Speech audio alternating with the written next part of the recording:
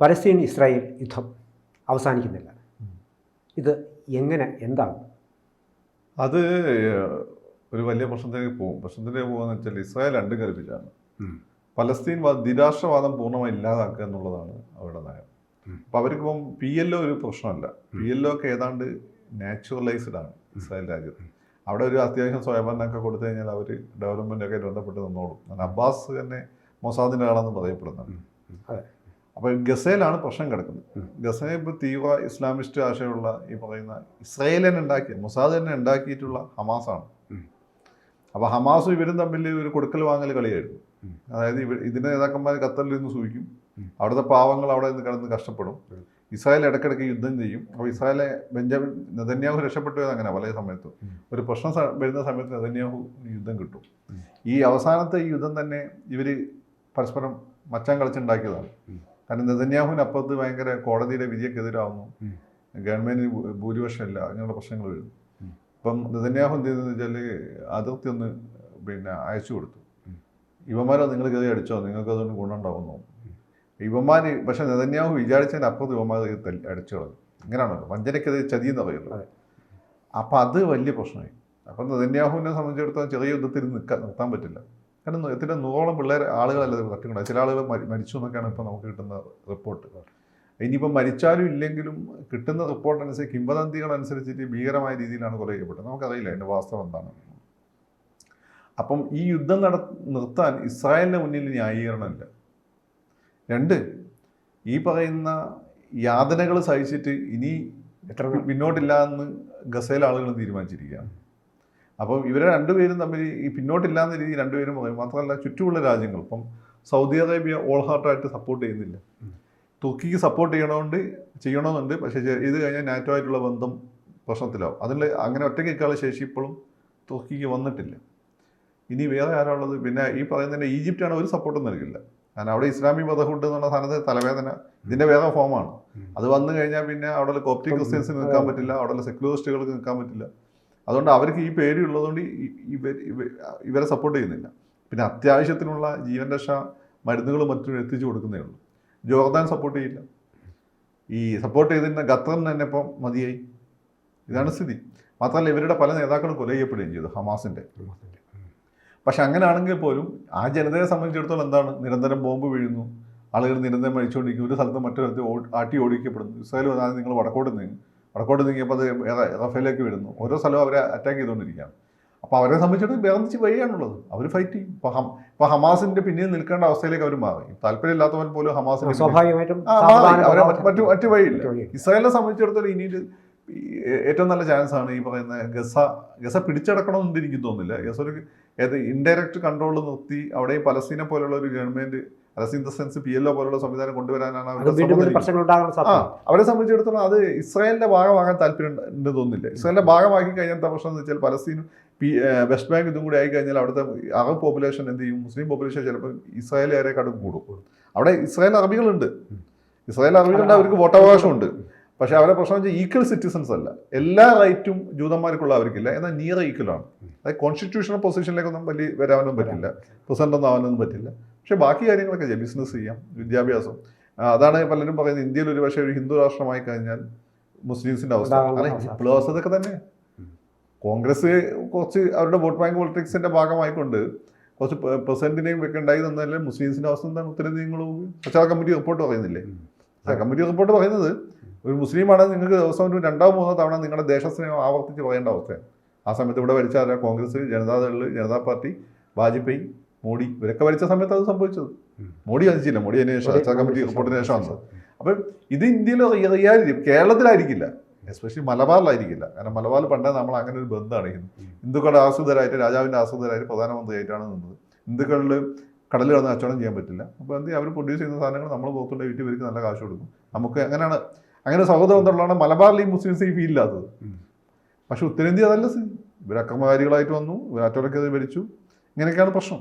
സൗത്തിലോട്ടും എനിക്ക് തോന്നുന്നു മുസ്ലിംസിൻ്റെ ഇടയിൽ ഒരു ചെറിയൊരു ഇൻഫീരിയോറിറ്റി കോംപ്ലക്സ്, എസ്പെഷ്യലി എറണാകുളത്തിന് തെക്കോട്ട് അവർ പോക്കറ്റുകൾ അവർ സ്ട്രോങ് ആണെങ്കിൽ പോലും മലബാറിലുള്ള പോലെ ആ ഒരു കോൺഫിഡൻസ് ഞാൻ കാണാറില്ല. ഇവരെല്ലാം പൊസിഷനിലൊക്കെ ഉണ്ടാവും. അപ്പം മലബാറിനെ അല്ലെങ്കിൽ കേരളത്തിൽ നിങ്ങൾ മാറ്റി നിർത്തി കഴിഞ്ഞാൽ മുസ്ലിംസ് ഏതാണ്ട് നിയർ ഈക്വലായിട്ട് തന്നെയാണ്. എല്ലാ രാഷ്ട്രീയ പാർട്ടികളും അവരെ ഉപയോഗിച്ചുകൊണ്ടിരിക്കുകയാണ്. BJP വരുമ്പോൾ എന്ന് വെച്ചാൽ അത് ചിലപ്പോൾ ഭരണഘടന ഭേദഗതിയൊക്കെ സെക്യുലേഴ്സ് ഒക്കെ എടുത്തു മാറ്റും. മൂന്നാമതാണ് സമയം വന്നാൽ വന്നു കഴിഞ്ഞാൽ വരും. പിന്നെ അതിൽ എത്ര അബ്സല്യൂട്ട് മെജോറിറ്റി കഴിഞ്ഞത്ര വോട്ട് കിട്ടുമെന്ന കാര്യത്തിലുള്ളൂ. ഈ ഭരണഘടന ഭേദഗതി ചെയ്യാനുള്ള ആ രീതി ഭേദഗതി ചെയ്യാൻ വോട്ട് കിട്ടുമെന്നൊക്കെ കാര്യത്തിൽ സംശയമുള്ളൂ. അപ്പോൾ അത് എടുത്തു മാറ്റാനാണ് സാധ്യത. അപ്പം മുസ്ലിംസിനെ സംബന്ധിച്ചിടത്തോളം ഇപ്പോൾ ഇസ്രായേൽ അറബികളെ സംബന്ധിച്ചിടത്തോളം ഇസ്രായേൽ പൗരന്മാരെ അറബികൾ പൊതുവെ ഹാപ്പിയാണ്. അത് ഈ പറയുന്ന പ്രസിഡന്റ് ഒന്നും ആകാൻ പറ്റില്ല, പക്ഷേ അവർ മറ്റു കാര്യങ്ങളൊക്കെ നടക്കുന്നുണ്ട്. അപ്പം അതുകൊണ്ട് പക്ഷേ അതുപോലെ തന്നെ ലോകത്തെ ഏറ്റവും കൂടുതൽ മുസ്ലിം സന്തോഷത്തോട് കൂടി താമസിക്കുന്ന സ്ഥലം അതിന് ഞങ്ങൾ കേരളമാണ്. കേരളം മലബാറായിരിക്കും.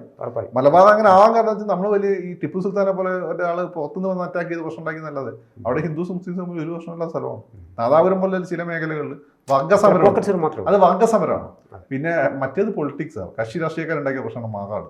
അതായത് ഞങ്ങളുടെ നാട്ടിൽ അങ്ങനെ ഒരു പ്രശ്നമില്ലാത്തൊരു സ്ഥലമാണ്. അതുകൊണ്ടാണ് തങ്ങൾക്ക് അത് പറയാൻ പറ്റിയത്. അപ്പം ഞാനൊക്കെ ഇങ്ങനെ ആയിപ്പോയത് അതുകൊണ്ടാണ്. ഇങ്ങനെ സാഹചര്യത്തിൽ വളരുന്ന ഒരാളെങ്ങനെയാണ്? നമ്മളെ പൊതു സംസ്കാരം എന്ന് വെച്ചാൽ ഒരു സംസ്കാരമാണ്, മതം മാത്രമാണ് ഡിഫറൻ്റ് ആയിട്ടുള്ളത്. അതുകൊണ്ടാണ് നമ്മളൊക്കെ ഇങ്ങനെ ആവുന്നത്. എനിക്കൊന്നും നമ്മുടെ നാട്ടിലുള്ള നല്ല ആളുകൾക്ക് ഏതാണ് ഈ മനസ്സൊക്കെ തന്നെ, പക്ഷെ അത് തുറന്നു പറയാൻ അവർക്ക് ബുദ്ധിമുട്ടായിരിക്കും. കാരണം ഞങ്ങളൊരു അനുഭവം അതാണ്. അതെ അതെ, പുറത്തു ചിലപ്പോൾ അവരെ കോർണർ ചെയ്ത് കളയും. അപ്പം പല ഗസയെ സംബന്ധിച്ചിടത്തോളം ഗസയെ അവരെ എനിക്ക് തോന്നുന്നു അങ്ങോട്ട് അബ്സോർവ് ചെയ്യുമെന്ന് തോന്നുന്നില്ല, പക്ഷെ അവരെ പൂർണ്ണമായ കൺട്രോൾ നിൽക്കുന്ന ഒരു പ്രദേശമാക്കിയിട്ട് അവരെ മാറ്റും. അതുവരെ അവർ യുദ്ധം ചെയ്തുകൊണ്ടിരിക്കും.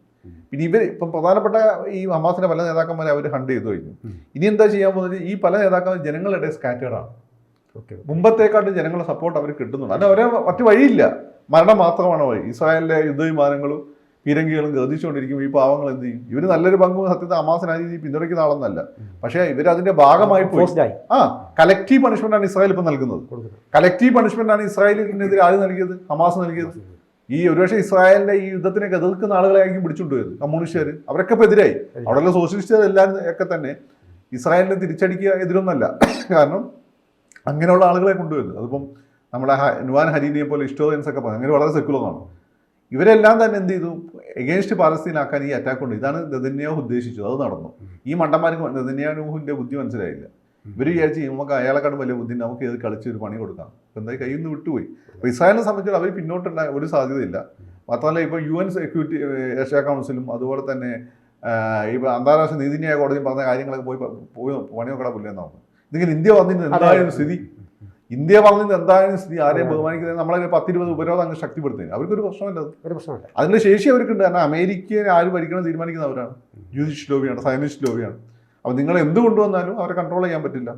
പിന്നെ ഔട്ട് ആൻഡ് ഔട്ടായിട്ട് പാകിസ്ഥാനെ പോലെ മുസ്ലിം രാജ്യങ്ങൾ പോലെ ആറ്റമിക് ബോംബ് എടുത്തുപയോഗിക്കണം.